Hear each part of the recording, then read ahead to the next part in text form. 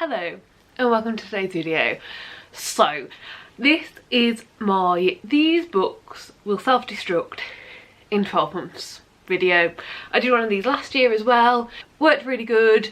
Out of the 12 books that I picked last year, I think I've got one still to read in December, and I've got one that I'm going to give myself a couple of more months to get to just because I haven't managed to fit it in, but I have been trying. The rest of them I've either read or I've unhauled, and I've unhauled a large amount of them. So yeah, I'm really happy with it. This is a different background to normal. Geoff was asleep here, so I set up everything. Like literally the books are around me, I've set up and he's moved. So I don't know if this is now a weird background or, do you know what? I'll see if he'll settle back down there. I'll grab him and see if he'll settle down. Do you want to settle there? Do you want to go up there? Go up here.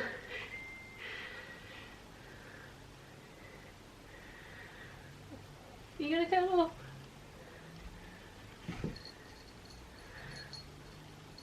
I don't think he's going to stay there. He's not curling up and he's looking up to the window, which is above. Hello. But yeah, let's get on with the video. These are the 12 books that I want to either... Is that down? I want to either read or unhaul in the next 12 months. So, although I'll say in the next 12 months, this video will come out some point middle of December, and I'm aware of that, but I'm classing this from like the start of January till the end of December to read these. I do have till the end of next December to get through them all. So there's 12 books here, all of which basically I think all of them this year I've had for quite a while. And oh, are you joining as well? Don't know if you can see Jafar's feet. Oh, he's gone.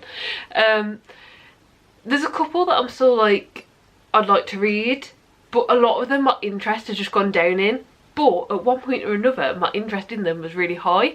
So it feels a shame to just like get rid of them and like not give them a chance. And I do struggle quite a bit with unhauling. So for that reason, I'm giving myself 12 months. And it's like a set deadline. I'll either prioritise them and make room for them, or I won't and they'll have to go. So yeah, that's the basic plan. I'm now going to talk through the 12 books. I don't think there's anything else to add. Originally, like last year, this book video was definitely like 100% inspired by Becca in the Book self-destruct project that she does. She's done that for quite a while now and it's 100% inspired by that. Last year it worked absolutely amazingly. I think a lot of the books that I had on last year's pile, if I hadn't had them on the pile, I wouldn't have read them, and I also wouldn't have unhauled them by now. So many because I knew I needed to read them in a year. I've been like, I actually don't care about this, I can just unhaul it, and that's amazing for me. That's what I want, that's what I want to continue on with. I don't want books I'm no longer interested in, and sometimes you need to give yourself a push with that. So yeah, let's just get into the books. I'll tell you a bit about them. This is in no particular order either, by the way. This is literally just a pile that I've made. I haven't tried to order them or anything like that. But book number 1 is Small Pleasures. I actually feel quite mean holding this in front of the cat now. But yeah, this is Small Pleasures. I found this in, I believe, like a free little library, and I picked it up because I'd seen it everywhere. It sounds, honestly it doesn't sound like I'll enjoy it, but there's a lot of people whose reading tastes I have a lot of similarities to and really trust their opinion who have enjoyed this.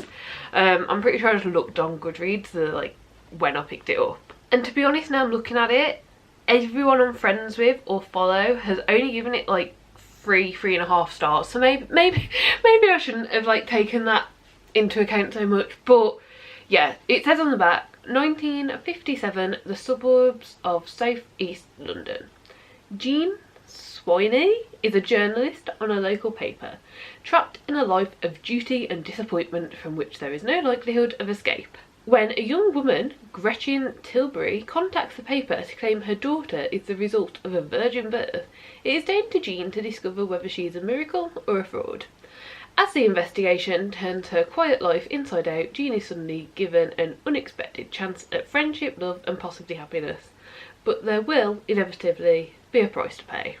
it just doesn't grip me. It's one of those books that I look at and so many people have read, and it's a genre that I don't really read a lot of, but a lot of people like the book, and it's one that because of that I feel like I should give a chance. It also was longlisted for the 2021 Women's Prize for Fiction, and like stuff like that makes me want to pick it up, makes me want to give it a go, but the actual like content of the book doesn't interest me. So I think at some point I need to just read a few chapters, try and get into it, and if I can't, say goodbye. But yeah, that's that first book. The second book that I've put on this list is Sabriel.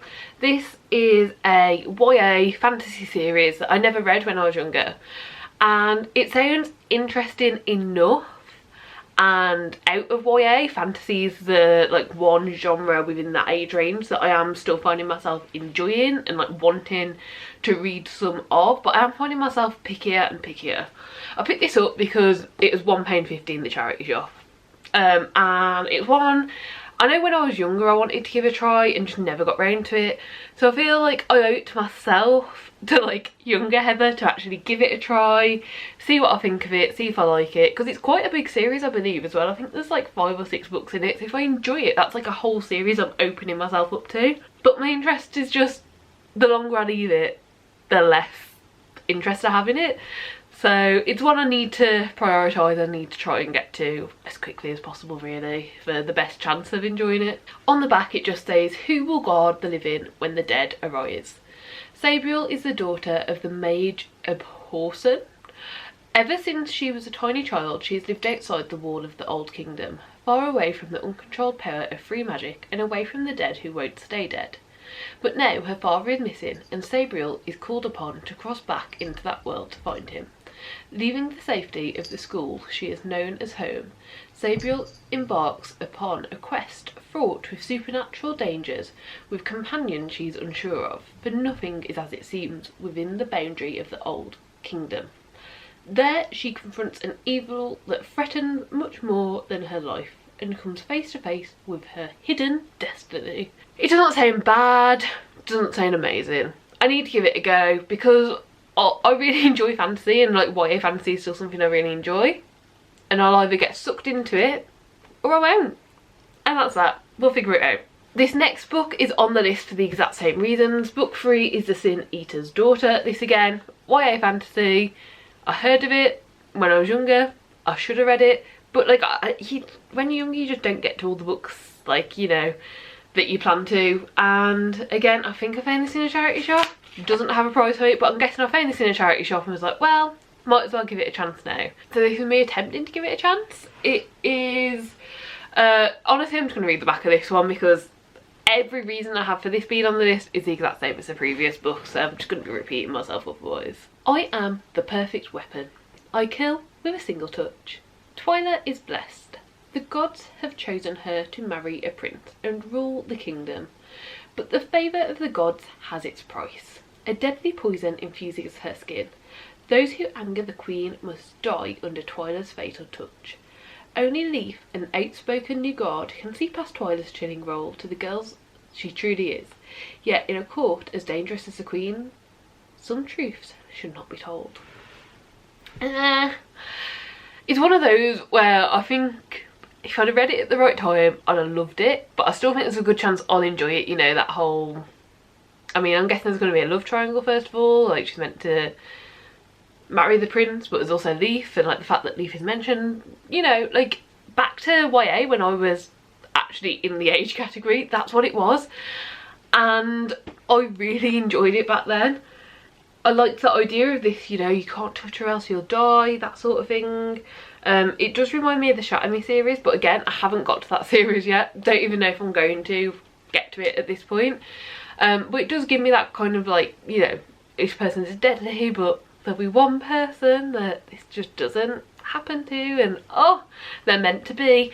And I could get sucked and absorbed into this 100%. I could have a cozy weekend, absolutely love this, get absorbed into it, and even if it's not an amazing book I could love it. I know that about myself, I have no qualms with that. I like the fact that I find it easy to enjoy books in the right situation and scenario, but again, the longer it goes the less interest I have. So book number 4 is actually technically one that I read. I read this book when it came out, but never continued on with the series. And I don't really remember much about it except for like the very basic premise. And that is Miss Peregrine's Home for Peculiar Children. And this is one where, to continue on with the series, I would need to reread this. I'd need to read it again. And I remember really loving it the first time I read it and having a great time and finding some really interesting aspects. So it's definitely one I'm intrigued to pick up, but I have tried to pick it up once already. I did not get very far into it when I was like, oh crap, like this might not be one that works for adult brains ever now. But like the premise of it and like how it was put together and everything, like honestly, like, when this first came out I loved it. I really wanted to continue on with the series. I think there's like 6 books in the series. I need to either reread it or get rid of it and get rid of the rest of the series that I own. I think I own book 2 and I might own book 3 as well, but yeah, I just need to give it a go. Miss Peregrine's Home for Peculiar Children, what I remember of it is it's this house where weird children who have like particular things about them, like one might be able to levitate. I think I remember one having like a mouth, but the mouth wasn't where your mouth is. The mouth that they had to eat by was like in the back of their neck. And just these weird children, but like they all come together and have to find Miss Peregrine. I think maybe she's gone missing or something. I don't remember, and I don't want to read the back because I just remember enjoying it so much. What I really like about this is the author, I believe, like this is what young Heather was aware of. If it's not true, let me know, but I'm pretty sure that the author, Ransom Riggs, basically found a load of old pictures and would collect them, and then like got inspiration for the story from all of these like weird old pictures. So I know like there's a picture in here somewhere where there's like someone, it looks like they're levitating. I'm pretty sure that that's why, you know, someone levitates. I think like this one, it looks like they're controlling light in their hands, and it's just like an old picture that was found, but then like it's been added and included in the story. I just found that really cool. I was probably, well, when did this come out? Because I think I literally read it as soon as it came out in 2011.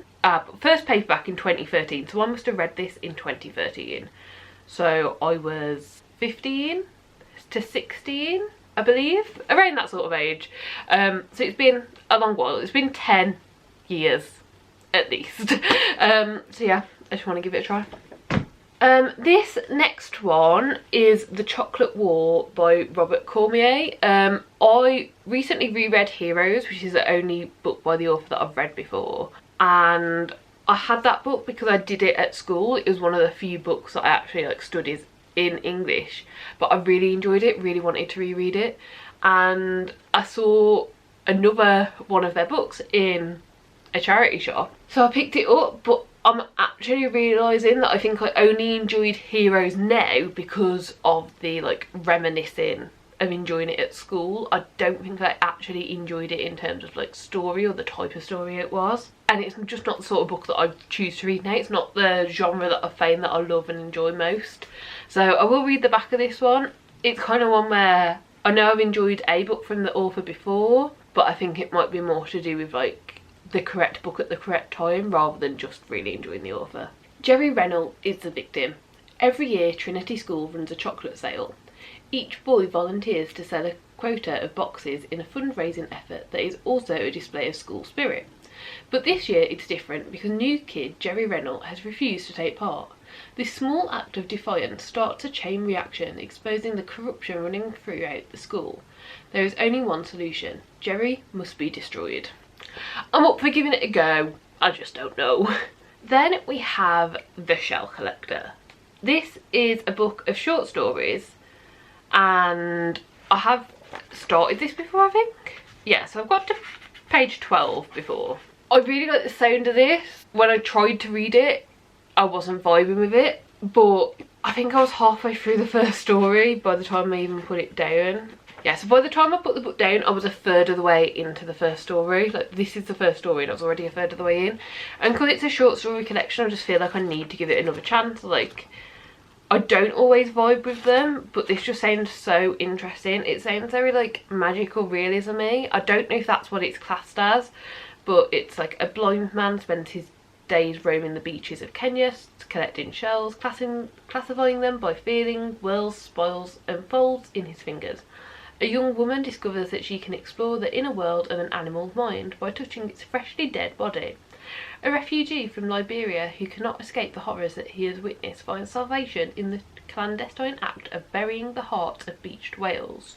It's just all these really random little things that like are creating something magical in this like one person's world. It sounds interesting. I don't know why I didn't vibe with it when I tried to pick it up, but also like this year has been a bit of like a stressful, not reading year, but it's just kind of felt like there's been a lot of books I thought I'd really enjoy and haven't, just because of like mindset. So I don't want to take that into account too much because I really do think I could enjoy this. Then book 6? No, book 7. Book 7 we have The Leftovers. Basically I'd never heard about this before, but it sounds interesting. It's been on my bookshelf since I've had it and I've not once tried to pick it up. Hence it's in this pile. So let's read the back. 3 years ago, 2% of the Earth's population disappeared without a trace. Young and old, believers and skeptics, they vanished from every walk of life. Those left behind are still struggling to understand why their loved ones are gone and why they themselves didn't make the cut.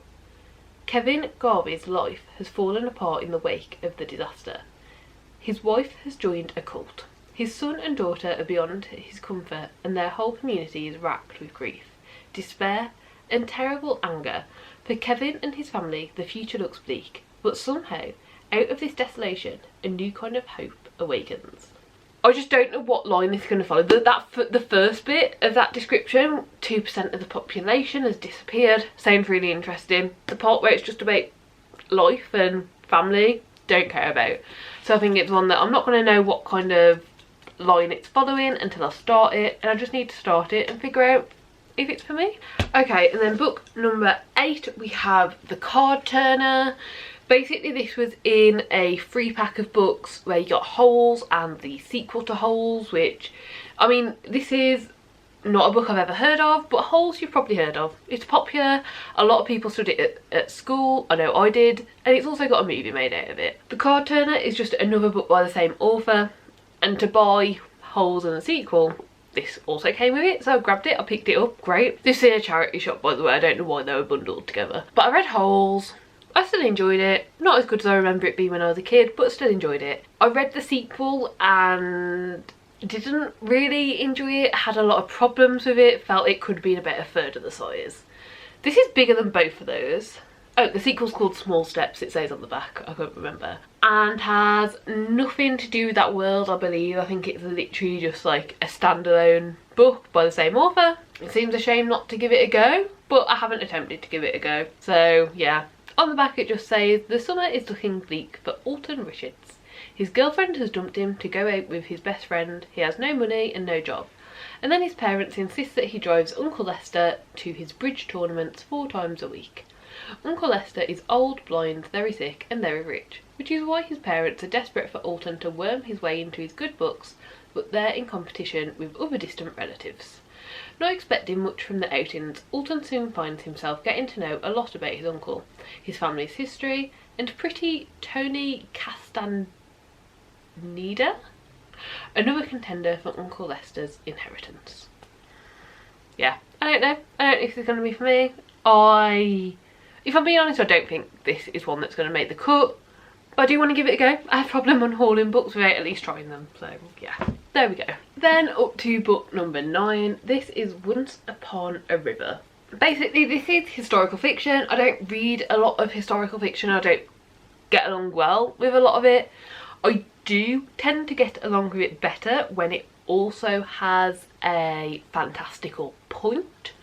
When I purchased this book, and a couple of other books we're going to see, I didn't know that. I hadn't realised that like the difference between me liking and not liking historical fiction was pretty much to do with whether there was a fantasy element or not. And I mean, I already have the books, it feels like I should give them a go. There might be other elements that I can pick out that I like and enjoy and know about, but because I know the chances of me enjoying this are lower now than when I purchased it, and I know that due to like statistical analysis of what I like and dislike in the type of books, it doesn't make me want to pick it up. I don't get joy out of picking it up.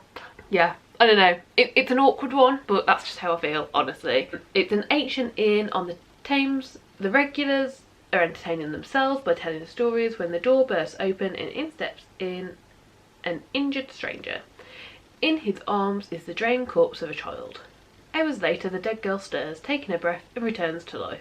It's not giving me enough to know if I'm going to like it or not, honestly, and I'm not that bothered, but I should give it a go. And that's why it's on this list, because I won't get rid of it without giving it a go, because there is a potential that I could like it. I don't know why my brain works this way, but it does. Then book number 10 is another historical fiction. This is The Familiars. Ooh, it's a shinier cover.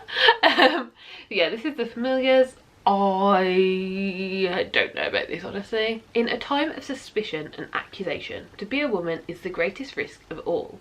Lancashire, 1612. Fleetwood Shuttleworth is 17 years old, married and pregnant for the 4th time. But as mistress at Gawthorpe Hall, she stirs no living child, and her husband Richard is anxious for an heir. Then she crosses paths by chance with Alice Gray, a young midwife who promises to help give birth to a healthy baby. When Alice is drawn into the witchcraft accusations that are sweeping the northwest, Fleetwood risks everything by trying to help her. As the legendary Pendle witch trials approach, the Fleetwood's stomach continues to grow, time is running out, and both their lives are at stake.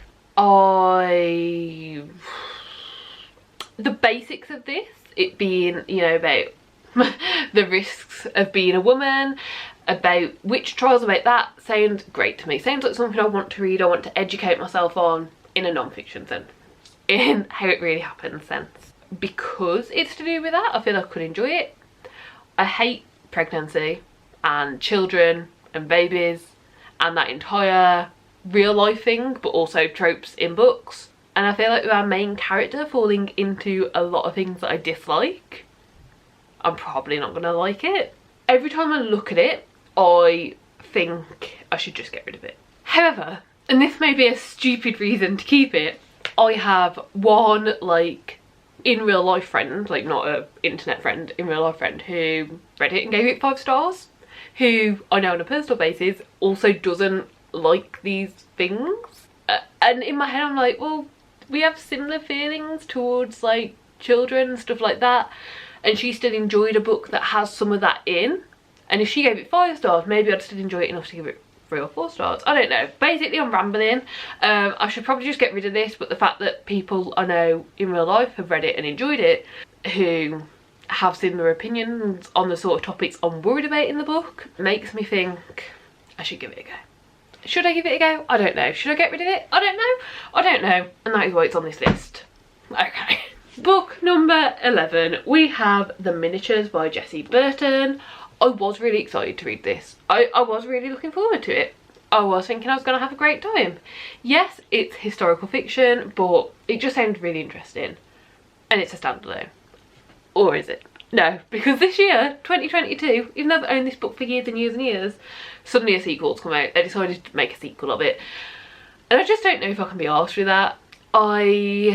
When I invest in a series, I invest in a series. I want to read the whole thing. I don't want to miss a book. I don't want to miss a novella. I don't want to miss like something just published on an internet page. Like, I don't want to miss it. I want to be a part of it. Maybe once I've read the book, I would understand why there is a sequel, but when it was announced, by the general reaction, everyone was quite surprised by it. So I'm guessing it wasn't necessary. I don't know. But yeah, this is one where, again, the longer I have it, the less interested I am. But I should probably give it a go. There's a chance I could like it. I don't know. But yeah, there is nothing hidden that will not be revealed. On an autumn day in 1686, 18-year-old Nella Ortman arrives at a grand house in Amsterdam to begin her new life as a wife of wealthy merchant Jonas Brand.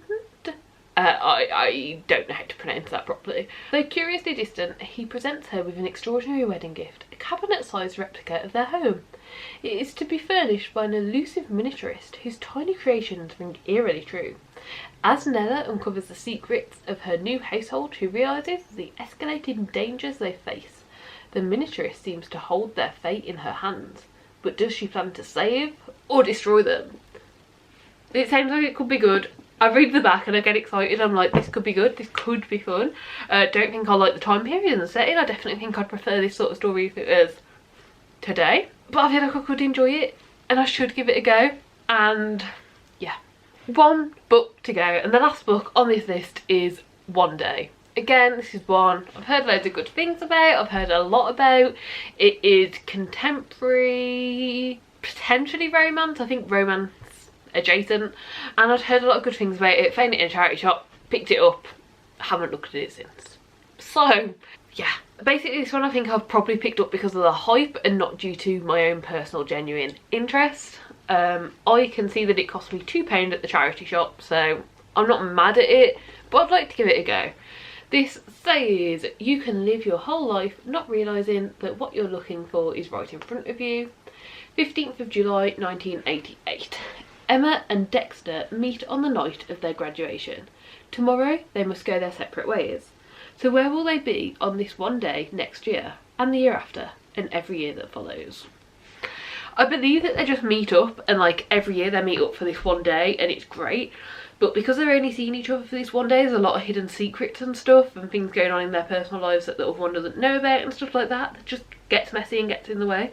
I'm intrigued by it. I just don't really take the time out for stories like this. So this is myself, you know, for all of these books now. These are all the books. I mean, we've seen them all now. These are all the books. I have 12 months and I will either have to read them or get rid of them. And I hope that that is enough to make me prioritise them, to make me give them a go, and to make a decision about them. It worked during 2022. I've had a great reading year and I really feel like doing this helped this year.